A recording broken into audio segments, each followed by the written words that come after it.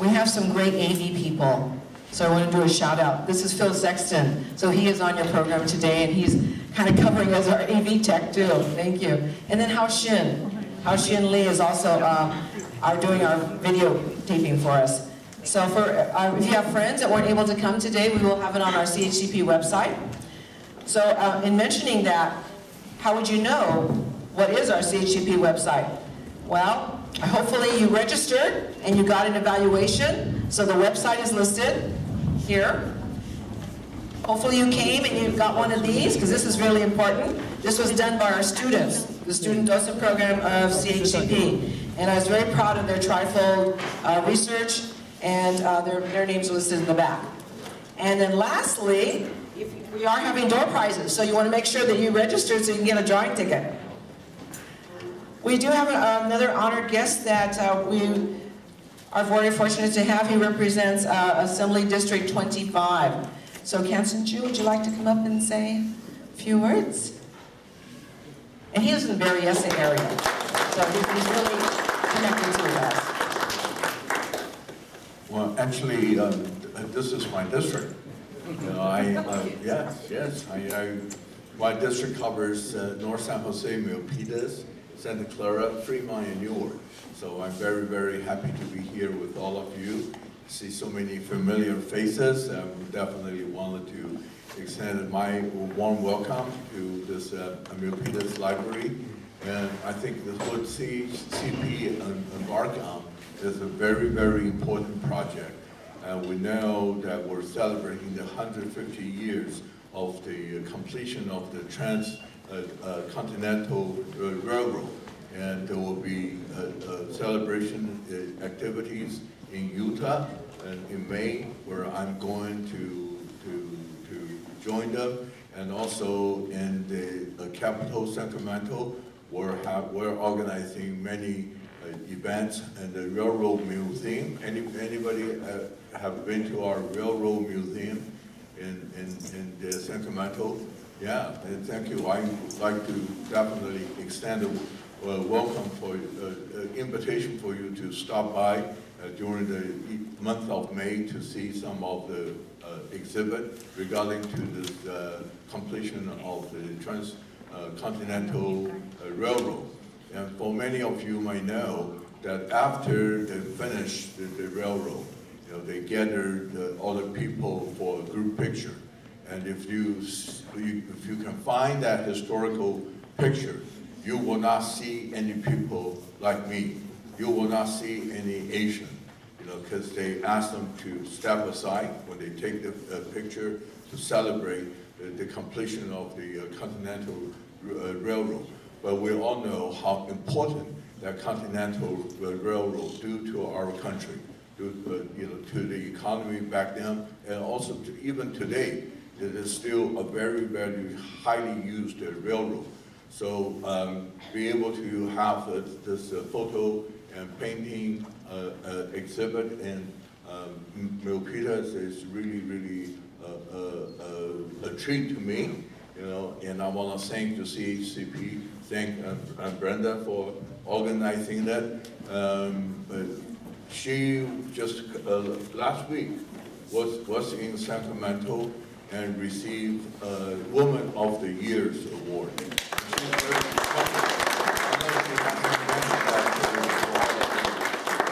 Give her a warm congratulations and to be the District 25 Woman of the Year. So thank you very much for having me here. I want to also thank many of the artists that they are here. You know, some of them probably contribute to some of the painting here. And again, it is really a good treat. And for those of you who haven't moved your clock forward, please do that now. I'm working on a bill in the legislature to make sure, hopefully, this is the last time they will have to switch our clock back and forth. And the reason I was late a little bit is because I haven't switched my clock. All right, thank you very much for coming.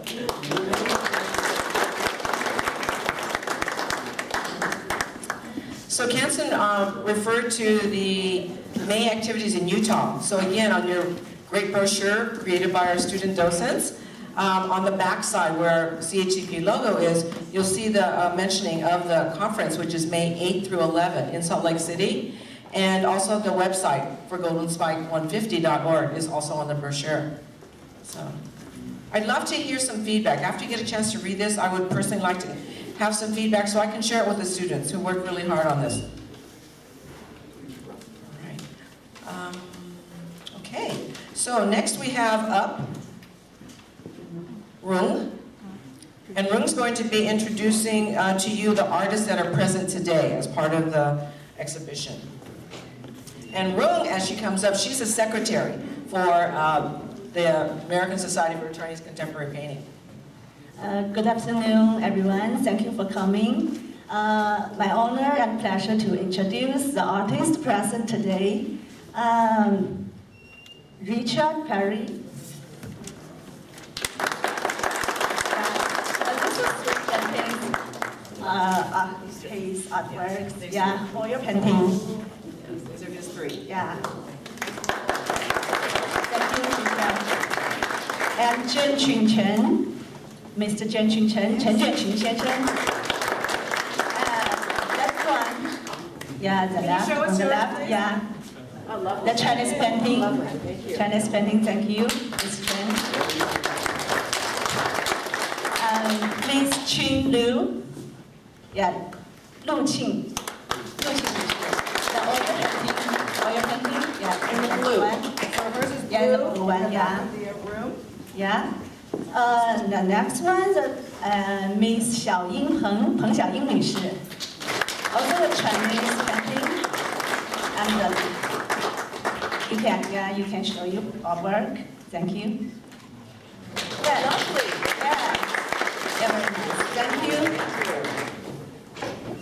Okay, and me, next to me, I'm Rong Li Rong. At the station and the tunnel, it's yeah, they're my work. So we'll have the free exchange part later. So thank you so much.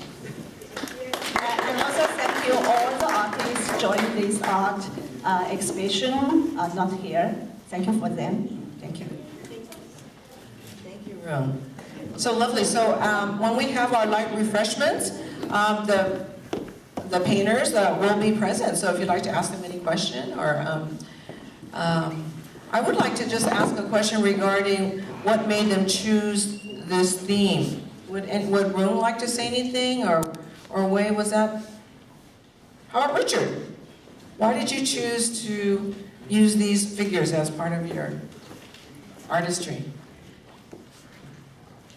Well, since I wasn't there 150 years ago, I researched the completion of the railroad and also some history prior to its completion.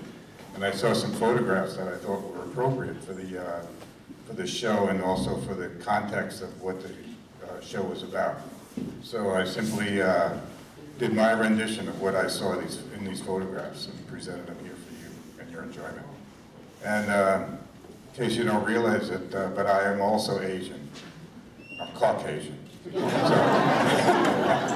So I felt a very close connection to this, and my wife is also Asian. Thank you very much. Okay, so we've done the welcoming and the introduction, so thank you for your patience, and hope you've connected with the artists. So we're going to have Tim.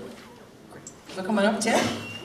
So as our child's artist, author comes up, we will be introducing you to Tim Myers. And Tim is on the faculty for Santa Clara University, which is in Santa Clara, and he teaches in the English department. So this book is present today, right? Oh yes, oh yeah, he's holding up. That's right. So you actually, if you are fortunate to read this, and he will show it through the screen. He also has books today, so he will do a book signing and give you a personal one-on-one on his story. So thank you for coming, Tim. Thank you. That actually would be great. Yeah, thank can I do this here, Brenda? Yes, yes. Something work like this? Or actually?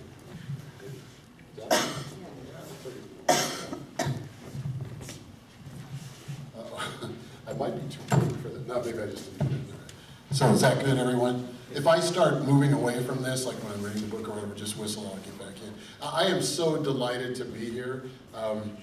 I think what the CHCP does is so important. Obviously, this has been talked about already, but I want to talk just a moment about that before I read you my book. Like a typical, I promise it's not going to be a lecture, you don't have homework or anything like that, but there's a typical professor. I'm going to start with a quote. William Faulkner wrote in A Requiem for a Nun that the past is never dead, it's not even past. And this to me is a beautiful line about how history lives on in all of our lives, often in ways that we're not even fully aware of. I live in the Bay Area, and one of the beautiful things about living in the Bay Area is that Chinese America is all around me. Obviously, Chinese America is all over the country, but it's especially concentrated here. And I find that right now, the research I did on my book and the research I did for this presentation, there's this very eerie sense of relevance because of what's going on in the country right now, as you all know. There's a lot of ugly talk against immigrants. There's a lot of acceptance or enabling of racism and all kinds of xenophobia, this kind of thing. And what's funny is you look at the history of America, we are the nation of immigrants, and this has happened again and again in the past. It seems to be a cycle we go through. I pray to God someday we will break this cycle. Well said, well said. Yeah. Amen. Thank you. And I want to say, too, story is actually the heart of my life, both professionally and personally. As a writer, I live in story. I'm also an oral storyteller. And I think, although not everyone fully recognizes this, story is also the heart of community. The beautiful thing that Brenda and the CHCP are doing today, and I'm also thinking of the amazing Connie Yu, an incredible historian who was incredibly helpful to me in the writing of my book, and who made me feel incredibly good by approving of the book. It is an act of story. The painters who painted this beautiful work, this is an act of story. The Chinese-American story has tended to either be outright suppressed, or it's been dismissed, or it's been forgotten. And of course, now I'm speaking just like a teacher, we want to get it out there more, right? Sometimes your students are just ignorant, it's not their fault, they just don't know. But this Chinese-American story, with all its smaller story, all the tributaries that make up the river that is Chinese America, we haven't gotten the word out enough. I think a beautiful counterexample, by the way, is the work of Connie Yu and others. Many of you may know that Angel Island was a racist facility for processing Chinese, and that many desperate and unhappy Chinese people there carved poems into the walls of those buildings, and those were preserved and brought to light by people like Connie Yu. Those were stories that were lost, and the stories were literally disappearing on the walls. But people went and said, no, we can't let these stories slip away. We're going to bring them back into the light. And I think that's what this day is all about. And so much is at stake here. What does the average American know about the history of Chinese America? So I think back, now I'm a baby boomer. I was born in '53, right at the end of the baby boom. And I think back to what I learned. I think a good way of getting a sense of how an average American understands some particular other group in America is to, what did you get in history? What did you learn in your history classes? I remember two things, only two things about Chinese America. I mean, that's a really low number of things to remember. I mean, maybe I forgot stuff, but I loved history. So the two things I remember were, of course, Promontory Point. And when you heard the story of the Transcontinental Railroad, the story of the Transcontinental Railroad was all about America's destiny. And oh yeah, some Chinese people worked on it too. So that was kind of the way it was.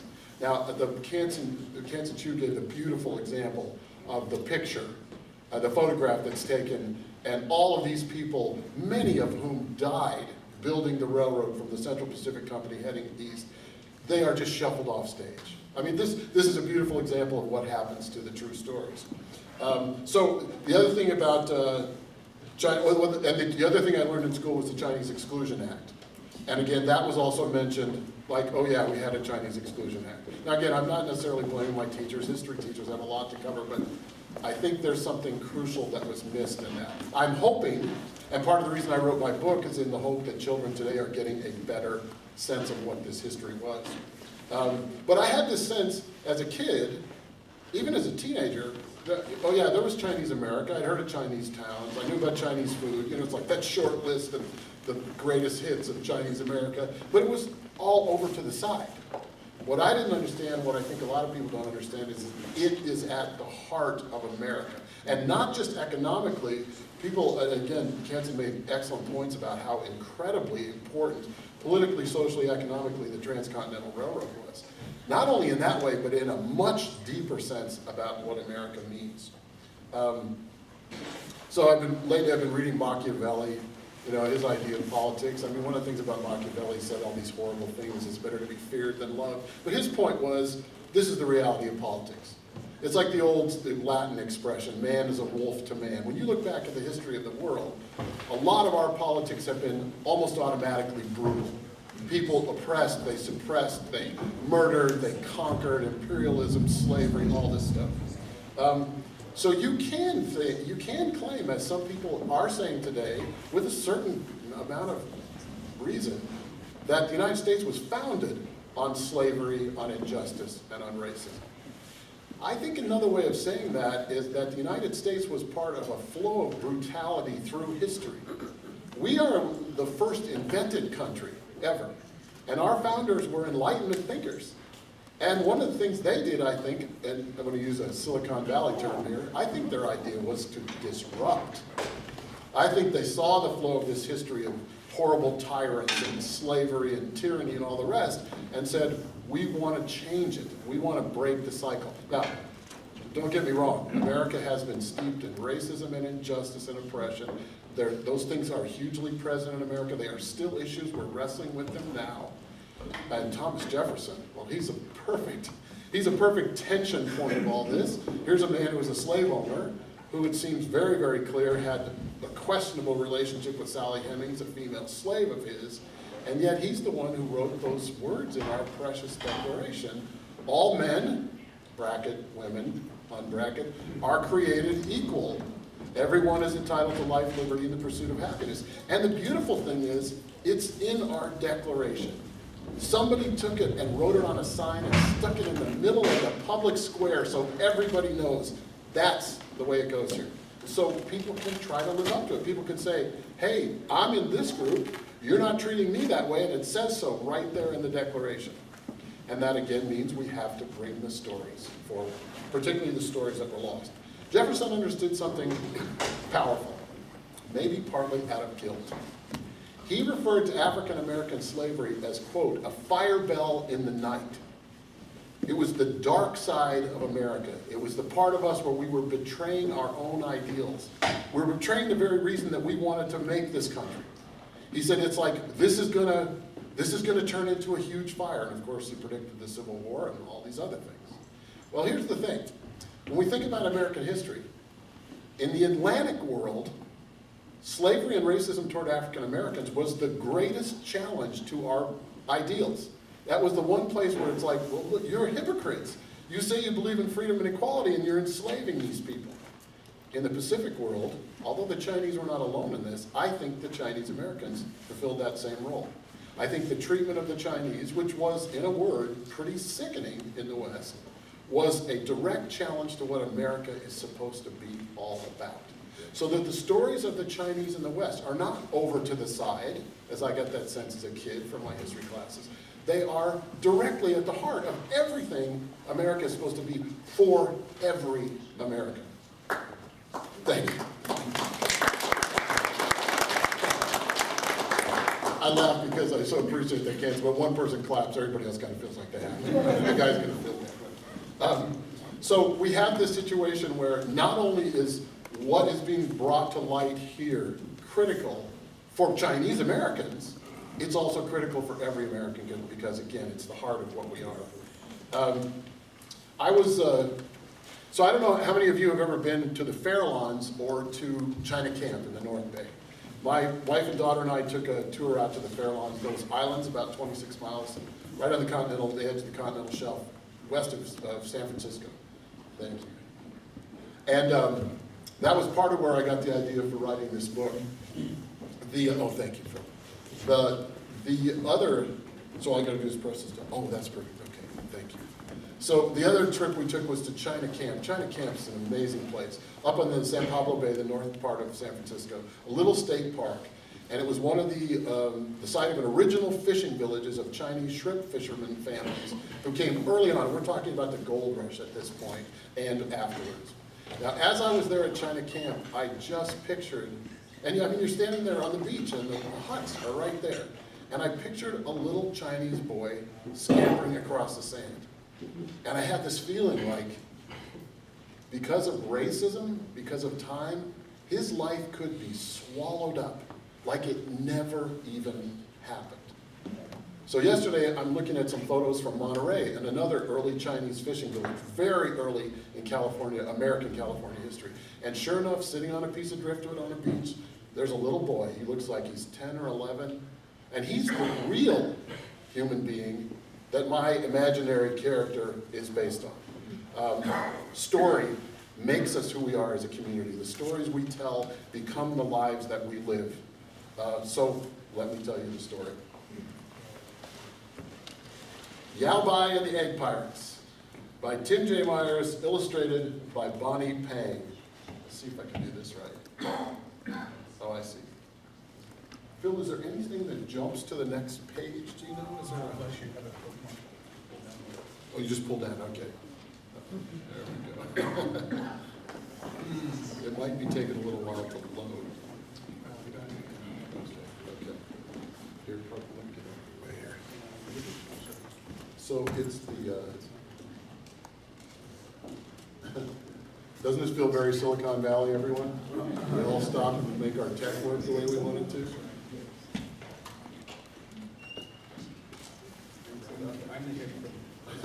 Well, yeah, you're the guy who got pressed into this job.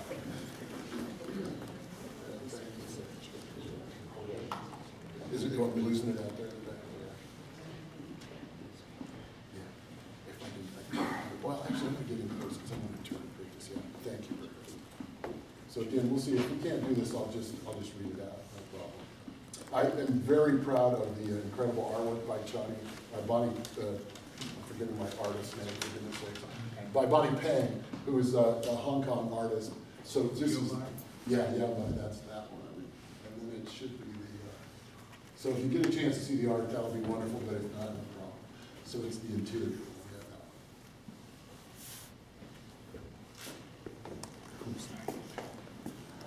that. I feel like I'm in class with one of my students and I've said, you didn't prepare your tech enough, you should have been ready.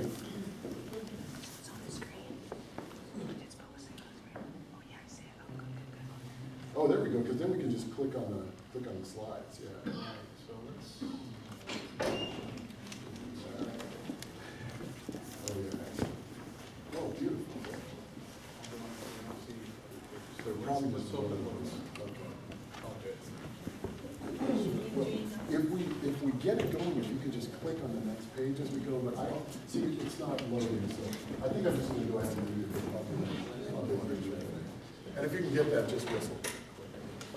I feel very comfortable doing this because this is the way I usually read the kids, right? Yao Bai was dreaming of whales when a gentle hand woke him. Get up now, son, his mother said. Today is a new adventure. You sail to the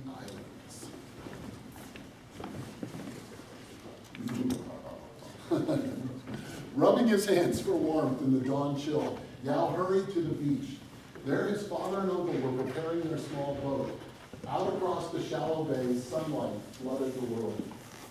After years of famine and war, Yao's family had crossed the ocean from China to Gold Mountain, their name for America. Yao had been sad to leave China, but sadder still that they saw no whales during their long journey. Now they lived in a fishing camp nestled in upper San Francisco Bay, north of the city. The boy from next door came running. Going shrimping, Yao? No, Quan, Yao said. We're sailing out of the ocean to the islands where the seabirds lay eggs, to collect them for all those hungry gold miners. We'll make a fortune. Yao, we need you, his father said sharply. Yao ran to help. What about pirates, Cormac? Might they steal your eggs? Our fishing tax is due, Yao's father said, and we must send more money to our family in Guangdong. Miners pay a lot for eggs. As for pirates, we'll just have to take our chances. That's good. Yao's mother came running. Don't forget to rub Putai's belly for luck, she called. Yao's uncle laughed, but they each held a small statue of the god. As Yao rubbed, he prayed silently, give us good fortune, and please keep pirates away.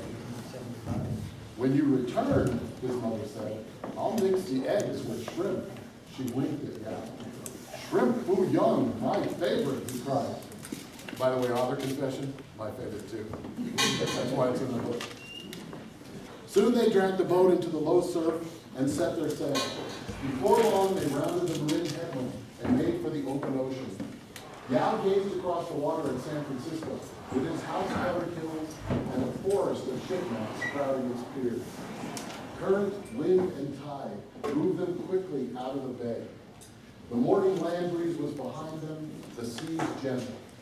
To the west, they could see the islands, the Farallones, 26 miles away, their stony points clear against the blue horizon. There's a clue on this page in the picture. Can you see it at the bottom? Yao, his father said, we have to watch for pirates. Stay alert. Yes, father, Yao shivered. When they reached the main island, the sun was high overhead. We only want myrrh eggs, Yao's uncle said. The shells are thick, hard to break. The birds fly off when humans come, leaving the eggs unprotected. And the eggs are so big, one can feed 3 people. Yao, his father said, you gather near the boat where it's safer. We'll go higher. Soon Yao was scrambling over the rocks, filling his basket, admiring the graceful shapes of the speckled eggs.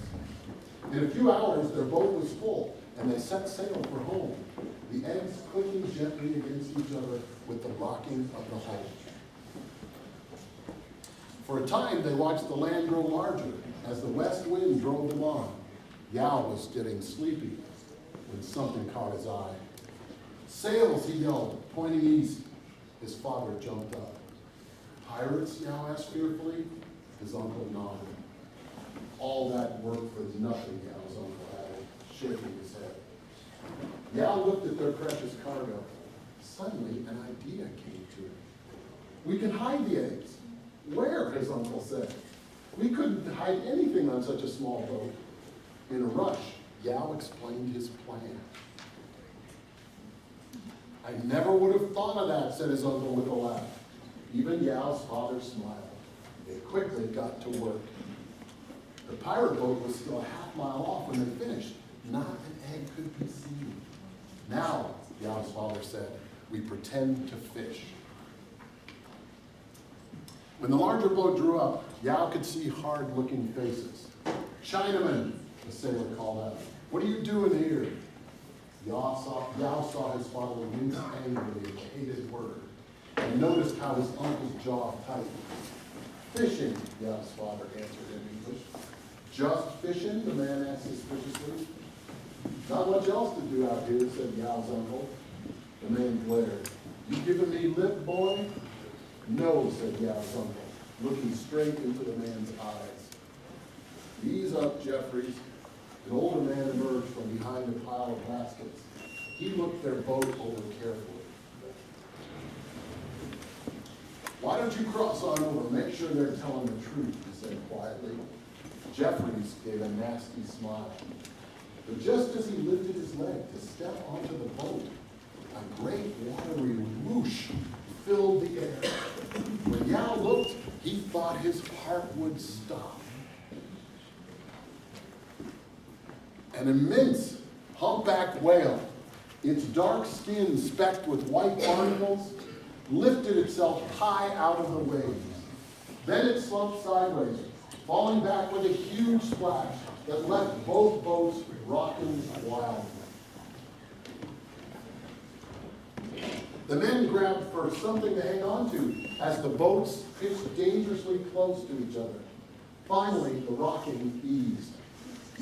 "We don't need no damage to our boat," the pirate boss said. "They ain't got eggs. Let's clear out." He stared hard at Yao's father. "And we don't need your kind around here, understand?" His heart thumping, Yao watched the big boat pull away. Once the pirate sails disappeared, Yao helped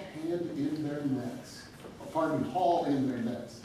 As the eggs rose dripping from the water, Yao laughed with joy. That was his trick, right? To put them in the nets and put them in the water. "Good thing we rubbed Putai's belly," said Yao's uncle. "It brought us luck after all." "Yao did too," said Yao's father, smiling. "I'm proud of you, my son." Soon they tied up at a wharf in the city, and Yao's father sold the eggs, stuffing more money than Yao had ever seen into his worn purse. Keeping a few eggs for themselves, they sailed home. As they neared the beach, all the families came running. The twilight was soon full of the mouth-watering smell of shrimp foo young. Sitting around the fire, everyone ate till they could eat no more, and listened to the story of Yao's delicious trickery 10 times over. Then they talked and laughed till the moon was high. It was late when Yao finally dropped into bed, happy and exhausted. "When you woke this morning," his mother said, "did you ever think this day would be so wonderful?" "It was wonderful," Yao murmured. "I saw a whale." Then he slept, a bit of shrimp foo young still clinging to his lip. The end.